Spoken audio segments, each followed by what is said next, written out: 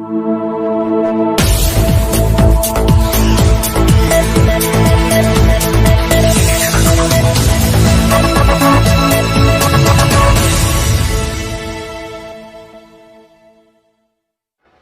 दोस्तों, आज life okay news पे तशरीफ लाए जनाब सुरेश खेरनार जी। मतलब आज लाइफ ओके न्यूज़ के लिए एक बहुत बड़ी बात है कि जनाब हरदिल अजीज़, गंगा जमुना तहजीब के योद्धा, राष्ट्रीय एकात्मा के अध्यक्ष, और जहाँ कहीं भी दंगे फसाद होते हैं, आपकी मोहब्बत, आपकी गंगा जमुना तहजीब की जो प्रवचन होते हैं, तो जो लोग लड़ने के लिए खड़े हुए थे वही एक दूसरे को मिठाई लेकर ढूंढते हैं। ऐसे गंगा जमुना योद्धा के हमारे सुरेश खेरनार जी हमारे बीच आए हुए हैं। ये एक लाइफ ओके न्यूज़ के लिए और भोपाल शहर के लिए एक बहुत खुशनसीबी की बात है। हमारे यहाँ आए हुए जनाब, तशरीफ लाए हुए जनाब सुरेश खेरनार जी, बताइए आपको भोपाल आके कैसा लगा? भोपाल तो खैर मैं 50 साल से आ रहा हूँ। 1970 में जब मैं खुद 20 साल का भी नहीं था, तब से मेरा आना जाना है। तो भोपाल तो मेरे प्रिय शहरों में से एक है, मैं एक तरह से सेकंड होम भी बोलता हूँ। तो उस हिसाब से, लेकिन अभी मैं एक मुख्य मिशन से आया हूँ, जो पूरे मुल्क भर में कई दिनों से जो माहौल, जो फ़िज़ा बदलने की जो कोशिश की जा रही है, ये 144 या दुनिया के अभी सबसे हाईएस्ट जनसंख्या के मुल्क के लिए ज़्यादा खतरनाक सिग्नल है। क्योंकि एक 75 साल पहले का बंटवारा हम झेल चुके हैं, जो इसी ढंग की सांप्रदायिकता की बात, उन्हीं के आधार पर देश बटा, लेकिन उसके बावजूद समस्या हल नहीं हुई है। और आज की तारीख में हम दोबारा उसी ढंग की राजनीति को जो हवा दे रहे हैं कुछ पर्टिकुलर लोग, वो भारत जैसे दुनिया के सभी धर्मों के लोग जिस मुल्क में रहते हैं, ये एकमात्र मुल्क है विश्व का कि जिसमें विश्व का हर धर्म का बंदा मौजूद है। पारसी तक यहाँ पर चले आए ईरान से छोड़कर, जू लोग भी है जिनको यहूदी बोला जाता है, और मुस्लिम और हिंदू और क्रिश्चियन तो है ही है, सिख है, बुद्ध है। तो इस ढंग के दुनिया के सभी धर्मों का निवास रहने वाला और कई धर्मों का उद्गम होने वाला, बुद्ध धर्म इस मुल्क से पैदा हुआ है, जैन धर्म इस मुल्क से पैदा हुआ है, सिख धर्म इस मुल्क से पैदा हुआ है। ऐसे मुल्क में इस तरह की बातों को लेकर जो कुछ दिनों से जो राजनीति कुछ पर्टिकुलर लोग जो कर रहे हैं, और वो भी आज़ादी के 75 साल के जश्न के दौरान, और आने वाला 25 साल को सुवर्ण महोत्सव का काल बोल रहे हैं, तो ये सुवर्ण महोत्सव नहीं होगा, ये हमारे देश का एक तरह से अंतकाल का, अगर इस ढंग का जरिया यही तरीका जारी रहा, जिस ढंग से घर से निकला हुआ लड़का पता नहीं है कि वो वापस आ रहा क्या नहीं, उसको देखकर, उसकी टोपी देखकर, उसकी दाढ़ी देखकर, उसके हाथ का थैला देखकर, उसको जिस ढंग से रास्ते में कुछ चंद लोग रोकते हैं और उसकी वही की वही हत्या हो जाती है। और मेरे लिए सबसे ज़्यादा दुखद बात, उसको हत्या करने वाले लोगों से ज़्यादा उसकी हत्या को देखने वाले राहगीर वाले लोग जो इस बारे में अपना मुंह फेर के चलने लग जाते हैं।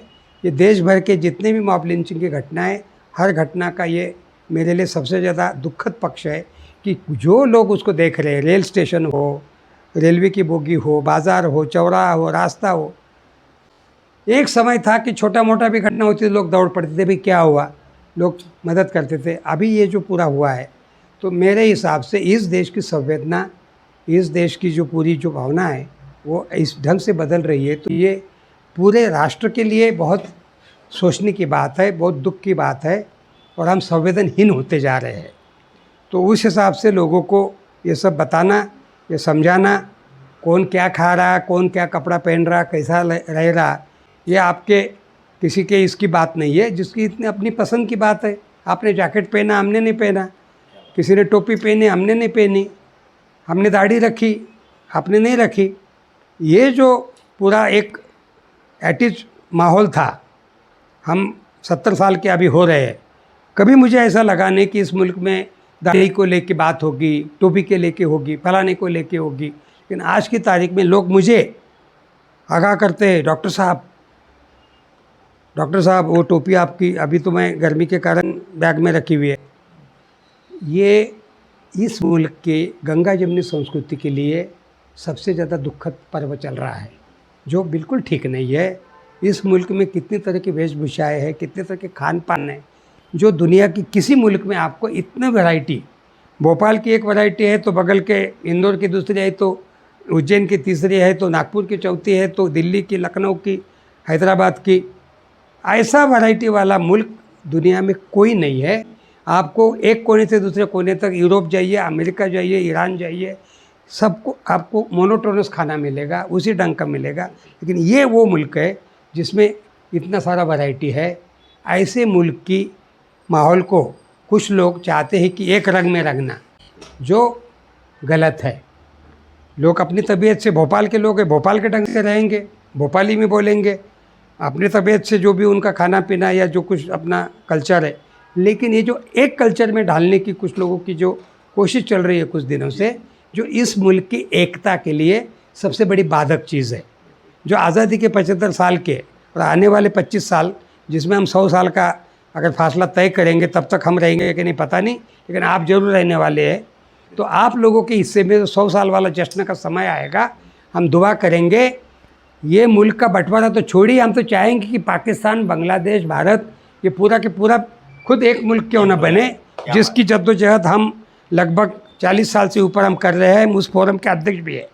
दो बार मैं पाकिस्तान जा चुका हूँ, बांग्लादेश जा चुका हूँ, और फिलिस्तीन से लेकर दुनिया भर में।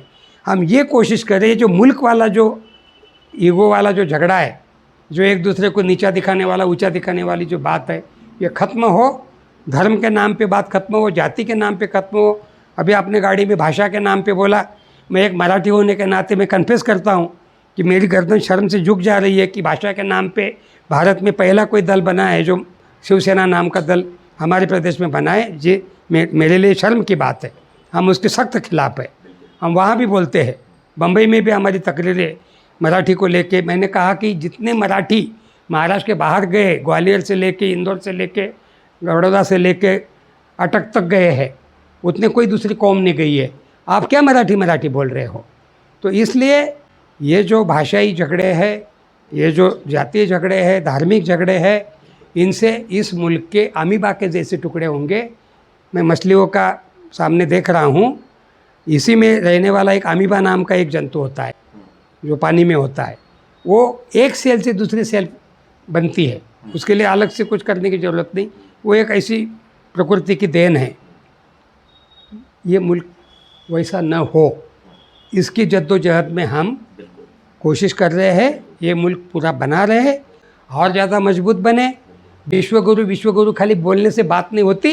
विश्वगुरु बनने के लिए आपको खुद का एक अपना खुद का उदाहरण पेश करना पड़ता है। और वो उदाहरण आप किसी को धर्म के नाम पे, किसी को जाति के नाम पे, किसी को भाषा के नाम पे, किसी को वेशभूषा के नाम पे नीचा दिखा के नहीं होगा।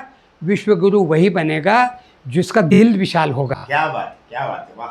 विश्व वसुधैव कुटुंबकम के खाली एयरपोर्टों पे, रेलवे स्टेशनों पे बोर्ड लगाने से काम नहीं चलेगा।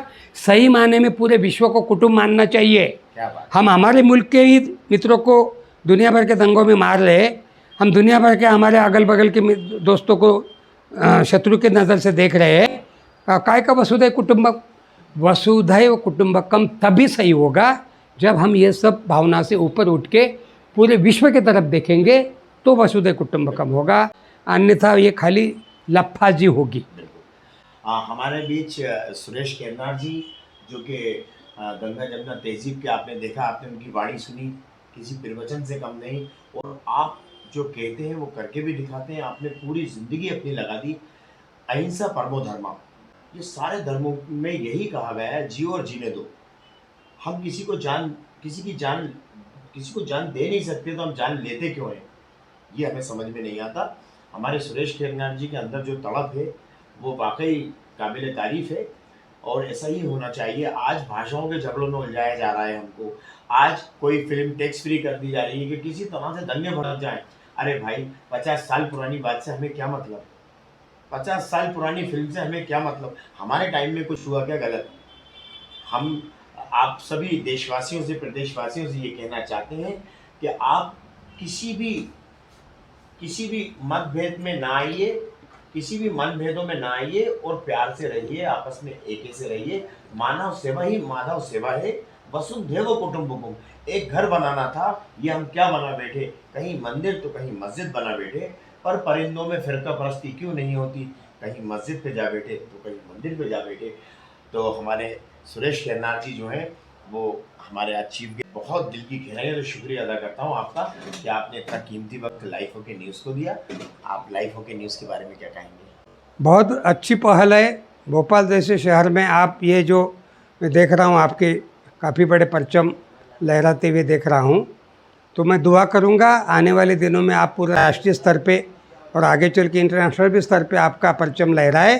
ये मैं आपको शुभकामनाएं देके आपको धन्यवाद देता हूँ।